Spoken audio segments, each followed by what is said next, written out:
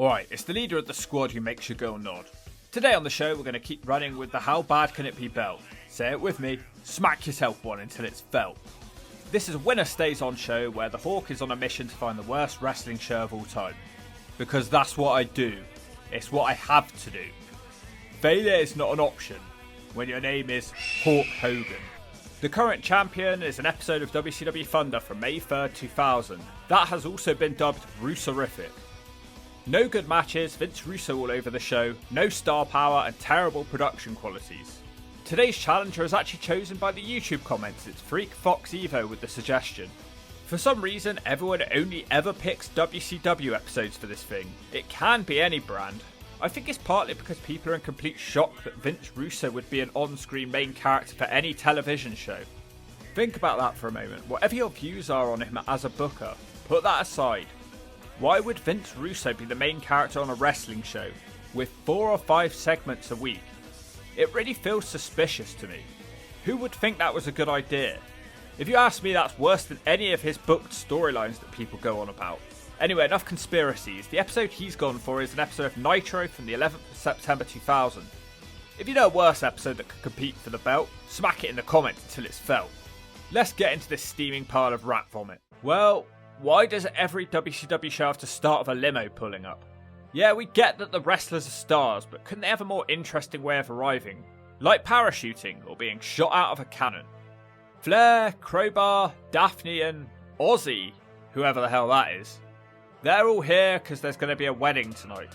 Elsewhere, a wild Slapnuts appears. Double J, Jeff Jarrett. He vows to smack someone at the wedding. This show's coming at you from Charlotte, North Carolina. The Filthy Animals are the first wrestlers to stomp out to the ring. Conrad is trying to do his normal shtick, but the gifted Glenn Gilberti, how is he gifted? He grabs the mic. He threatens Chronic and says that Mysterio and Juve will beat them up. He also calls Chronic fat asses. Adams and Clark were somehow the best part of the show last time, so let's see if that trend continues. Ray is thrown against the ropes from the outside of the ring and it looks funny. The camera is cutting around like Vince Russo has been off his ADD medicine. It keeps missing stuff. Juve's bouncing around this ring like it's his personal trampoline. His dive is caught as Brian Adams hits an F5. Shockingly, that isn't over because Ray breaks the pin up before we even get to 1. Juve dodges a big boot and tags Ray in. The Mexicans start using their speed to hit a double suplex. The crowd are booing Ray and Juve, which just doesn't feel right. Adams clotheslines them both and tags Clark. Juve tries a wheelbarrow bulldog, which is beautifully transitioned into a full Nelson slam. That makes Clark feel horny, who also hits Ray with one. Brutal. What follows was some incredibly hard to follow television as I had to constantly keep switching back to see what I'd missed. All I managed to see was that the Harris brothers interfered, and there was a sign that called them both fairies. Disco Inferno interfered too, and he hit Chronic using a chair. Juve nailed a 450, and somehow that did not end the match. Then the Luchadors hit some out-of-sync dropkicks, and they won with a leg drop to the nutsack. Why? For what reason was the 450 not the ending of the match? Another sign says Kwee-Wee is a closet queen. The opener was incredibly fun, the moves were insane and I had a good laugh even if nothing made sense. Can't hate on that. The rest of the show is going to have to be pretty bad if it wants to win the title of worst show ever. Another limo pulls up. An old decrepit lady steps out. This will be Stacy Keibler's mum. Sometimes the apple does fall far from the tree. Now my ears almost fall off as Vince Russo starts screaming during a wacky video package about yet another wacky WCW cage match with a wacky swerve. Russo's loudly screaming about heels and faces. Apparently he's in hospital tonight, so unlike most of these episodes, the main character won't be making an appearance. The Cat makes his way out. He cuts a promo against the main character on the WCW show, Vincent Russo. Despite not being on the show, he's still being discussed at every single opportunity. He says with Russo gone, he'll be in charge tonight. He forces Kevin Nash to defend his title against Big Papa Dump, Scott Steiner. Slapnuts is also going to be put in a match, but before he can say against who, Miss Jones grabs the mic and says Slapnuts will fight me. This bit's really confusing. I don't know if it's her accent or what, but it sounds like she says Meng instead of me. Take on somebody, and I'm going to let you take on me. Whoa, me? Yeah, that's right. Jarrett storms out in a fetching McDonald's uniform. Jarrett calls her Miss Slapass. A deal is made that Jarrett will face her tonight, but he'll be handcuffed because men are superior to women. Didn't WWF do this already with him a year before? The Cat starts punching Jeff Jarrett. Scott Steiner arrives, which distracts the Cat enough for Jarrett to nail the stroke. In the back, Terry Taylor complains to Sting and Booker T that no one's backing up the Cat. I don't blame them. Big Vito storms out looking miserable, or that may just be that hat crushing his head. He has a mic and calls out Reno. They will be having a stick bull bat on a pole match. Reno is of course a very short man with massive shoulders and the ugliest rat tail of all time. Vito does a wacky arm drag and a leg drop. Vito quickly flies off the top with an elbow drop. There's no reaction though, and moments later the rat scurries into Palumbo on the ring apron, which causes a ref bump. Vito grabs the bat down, but there's no ref. Reno throws him with a suplex overhead. He also hits the roll of the dice, which is actually a really nice finisher. Johnny the Bull Stamboli appears in the ring with a kendo stick. He seems like he's here to help Vito, but then he turns on him. The Rat wins this one. Vito wakes up and attacks the three friends, which is a bad decision because they all beat him down, and more natural born thrillers join in. They throw him into the air, and that's about it. Not much you'd ever want to see again. The Cat is crying to Booker T and Sting that he got beaten up. Sting and Booker don't seem to care and they're relaxed. I think they were high. Elsewhere backstage, Steiner is chuckling about beating up the Cat, even though I'm pretty sure it's Jarrett that did that. The Cat storms into their office with Sting and Booker. Jarrett and Steiner hide behind Kevin Nash because they're terrified. Medusa is being interviewed. She calls the interviewer short. She says she's been away training all the Nitro girls on how to wrestle.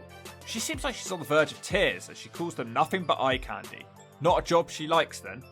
Out now, it's Torrie Wilson. David Penza and referee Brian Stifler watch her ass.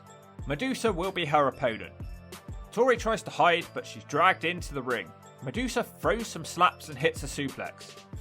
Suddenly, the franchise Shane Douglas appears in the ring. Medusa fights him off but misses her dropkick. Douglas kills the ref for no reason other than being a dick. Douglas hits the belly spelly on Medusa. Torrie's in the ring now on all fours, provoking Medusa while she's locked in a submission. Kidman tries to make the save, but he can barely get Shane Douglas out of the ring. Douglas walks up the ramp screaming, "Your ass just got franchised." No, it didn't. Medusa screams, "Get the bitches back here." That's all. She asks for the women to be added to a scaffold match at the pay-per-view between Kidman and Douglas. The crowd are a mixture of boos and silence at this news. Medusa's in the middle of a sentence when the camera just cuts away. It felt like they gave up for this one and they just resorted to calling each other bitches, and that includes Douglas. The word bitch was said 5 times in 1 minute of television. This was Torrie Wilson's first singles match of her career. In the back, Crowbar is helping David Flair get dressed, because apparently it's not enough that he can't wrestle. Stacey's also getting dressed and she gets some good luck wishes from Jimmy Hart. You've got to be kidding me, a third limo of the night pulls up. Give me some variation, something creative. Rub 2 brain cells together and shove them up your ass. Okay, smack me one. Somewhere else, Steiner is throwing a roid rage. He's upset that Nash is wearing sandals and he doesn't want to face him tonight. Nash suggests that Steiner lays down in their match tonight. Scott is very confused about this suggestion. I don't think Scott Steiner is the sort of man who lies down for anybody. Jarrett's out now for his match against Miss Jones. He's handcuffed and the Cat starts beating on him. Miss Jones objects to this and wants to beat Slappy herself. She actually does a snap mirror and beats him around the outside of the ring. Moments later, she accidentally boots the ref in the nutsack. That's a ref bump. She hits Jarrett in the nutsack and fetches his guitar, but Slappy takes the guitar from her and creams her in the head. The ref wakes up and counts to 3. Randomly, that 70s guy Mike Awesome runs out to beat up Slapnuts. He dumps his nappy and he literally runs away. In the back, Kevin Nash is still trying to educate Steiner on how to lay down tonight. Steiner just isn't getting it. He thinks Nash should lay down and let him be the champion. Jarrett walks in moaning. Nash tells Jarrett he has to convince Steiner to lie down for him tonight and he calls him retarded. It seems to be non-stop comedy tonight. Hacksaw Jim Duggan is here to thank the crowd for all their years of support. He says he's making his return from being able to beat cancer. Eventually, Hacksaw gets round to announcing that he will retire from wrestling because it's time to give some younger guys a chance. Probably the best Hacksaw Jim Duggan promo I've ever heard. I had no idea he was so capable of such a compelling promo. He wants to find a wrestler who is able to take his place and he can pass the torch to. And then he invites General Erection out to the ring, instantly ruining his emotional serious promo. It seems like he's up for the passing of the torch, but then Lance Storm and Major Guns charge out, taking offense to the waste of airtime. This has turned into a match as Lance Storm takes on Hugh Morris / General Erection. I was starting to drift off in this match, but I did quite enjoy Storm hitting a net breaker back into the ring. The match does continue nicely for a few seconds, with Storm diving but being turned into a powerbomb. General Erection tries the no laughing matter moonsault, but he misses that. Storm tries to put him away with the single leg, Boston, which doesn't work, because Duggan's here showing the ref that there's Erection under the ropes. Moments later, Storm tries another dive, just as Duggan smacks him with a stick, and that gives the General a win over Lance Gorm. Yet another 2-minute match with interference. Couldn't it at least go a little bit more before someone interferes? The rest of General Erection's crew are very proud of his tainted victory over Lance Storm. What a hero this man is. Stacy Keibler receives some bad news in a letter, and on that note, it's time for the wedding. What a bunch of wacky people we have here. It's probably the most low-key wrestling wedding I've ever seen. Nothing feels important in the slightest. Stacy's accompanied to the ring by her parents. Arn Anderson joins the wedding. He offers David some advice. It's actually pretty funny. He tells him it's easier to get forgiveness than permission. A bunch of other ways to cheat on Stacy too. Ric Flair also joins the wedding procession. The question is, could his hair be any more spiky? The answer is no. It looks like it would cut skin open on it. As the vicar is reading out his spiel, a bunch of cops charge down the ramp. The leader of the group says that Vince Russo has a restraining order and Ric Flair is not allowed in the building. That doesn't even make sense because Russo isn't even in the building. Ric Flair is handcuffed and led away.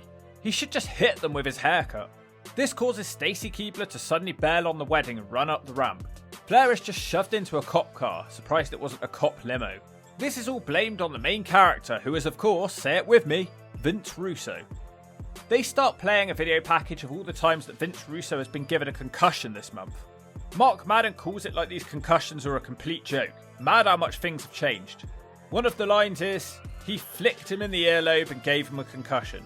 We now cut to another pre-recording. It's a doctor talking about operating on the main character Vince Russo, who apparently has a blood clot of the brain. The doctor talks forever about all the injuries that Russo has to recover from, and he's probably going to be off TV for a while. It's like he's some important main character which we should all care about. He's not a Mitchell brother, he's not even Ian Beale. Get him off the screen now. The icon Steve Borden wanders out to the ring next. He'll be having a handicap chain match against everyone's favourite icons, the Harris twins. Within 1 minute, Chronic run out with chains and they kill the Harris boys, and then they roll Sting on top for the win. In the darkness, Slapnuts is begging Steiner to lie down for Nash tonight. Steiner is swearing and frothing at the mouth like a dog with rabies. He tells him he doesn't want to lie down. Also backstage, David Flair begs Stacy Keibler to come back out again, so I guess it's take 2. The enthusiastic vicar preaches on for ages about reasons which would stop the two from getting married. He asks if anyone has any reason why they shouldn't get married, and up goes Stacy's arm. She says the reason that they aren't getting married is because Stacy is pregnant, but David Flair is not the father. This would of course turn out to be Vince Russo's baby. No, I'm kidding. The story was eventually forgotten about after 7 months, and Stacy apparently made the whole pregnancy up. But it's rumoured that it was either going to be Vince Russo or Ric Flair. In the car park, Slapnuts jumps that 70s guy and the Natural Born Thrillers carry him away. Scott Steiner cuts a crazy promo about how he lays down to no man. He also threatens Goldberg over a match at Full Brawl. Also something about being an astronomer. Size does matter, bitch. Steiner is the highlight of all these shows in the year 2000, even without him having the belt. If he wasn't a mathematician, he could sure make it as a scientist. The cat and his annoying music are out again. This guy, he's another one. I don't get why he got so much TV time. He isn't a star. There's nothing remotely exciting or interesting about anything he does. Booker T waddles out in a referee's shirt. He seems really happy to be having the night off. First, he will cut a promo threatening Kevin Nash. He says he's going to have to kill him for the belt at the pay-per-view, perhaps foreshadowing the way this main event will go. He says he's got a few words for you. Don't hate the player, hate the game. The crowd sound disappointed. The artwork for the Full Brawl pay-per-view is appalling. I genuinely think I could do better. What ugly pieces of trash. I even think the person who does the thumbnails for top 10... No, I'm kidding. Okay, it's time for Scott Steiner versus Kevin Nash for the WCW Heavyweight belt. Bill Goldberg will take a seat at ringside for this one. Steiner refuses to lie down, obviously. He eventually gets the match started. Hope you weren't looking forward to this match too much. Booker T is the slowest counting referee to ever exist, and Steiner's reactions are hilarious.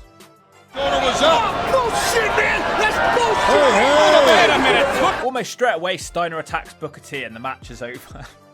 Couldn't they have built up to Steiner getting annoyed with Booker T? Bill Goldberg throws a vicious super kick at Kevin Nash. It won't help though as the brawl continues between the four. This fight just goes on forever. It really makes you question why the match just couldn't go on for a bit longer. Finally, something happens when Mike Awesome's bus drives down to ringside full of the natural born jobbers and Jeff Jarrett. I guess they thought this would be really dramatic. Kevin Nash shoves Booker T through the bus window.